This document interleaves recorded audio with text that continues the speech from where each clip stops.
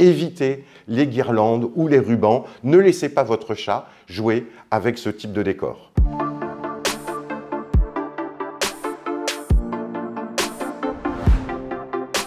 Le premier conseil, c'est d'éviter la prise d'alcool. C'est vrai pour les êtres humains, mais c'est vrai aussi pour nos compagnons à quatre pattes, et en particulier pour le chien, qui peut se retrouver alcoolisé simplement par de la pâte à pain non cuite, peut se retrouver alcoolisé par des fruits trop mûrs, et un excès d'alcool entraînera une somnolence, une prostration, et il faut savoir que de très faibles quantités d'alcool peuvent entraîner chez le chien un coma éthylique et son décès.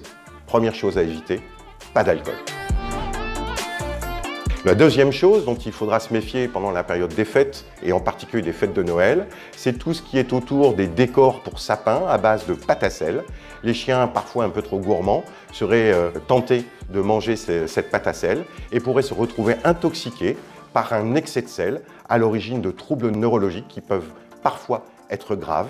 Donc attention à bien mettre ces décors en pâte à sel relativement haut dans le sapin afin que votre compagnon à quatre pattes n'ait pas idée de le manger. Troisième conseil, c'est d'éviter de mettre trop de gui dans les décors de Noël. En effet, le gui et plus particulièrement les baies du gui peuvent être toxiques si elles sont ingérées en grande quantité et être à l'origine de signes digestifs, parfois sévères, qui peuvent s'aggraver de signes cardiovasculaires, en particulier chez le chien. Le quatrième conseil pour passer de bonnes fêtes de Noël avec nos amis à quatre pattes, c'est de se méfier des guirlandes, mais aussi des rubans qui entourent les paquets des cadeaux de Noël, en particulier avec les chats joueurs, qui, en jouant avec ces guirlandes ou ces rubans, peuvent, en les mâchonnant, les ingérer, ce qui peut être à l'origine d'une occlusion digestive par un corps étranger linéaire, dont le diagnostic est souvent difficile, la chirurgie souvent délicate et peut facilement se compliquer. Donc évitez les guirlandes ou les rubans, ne laissez pas votre chat jouer avec ce type de décor.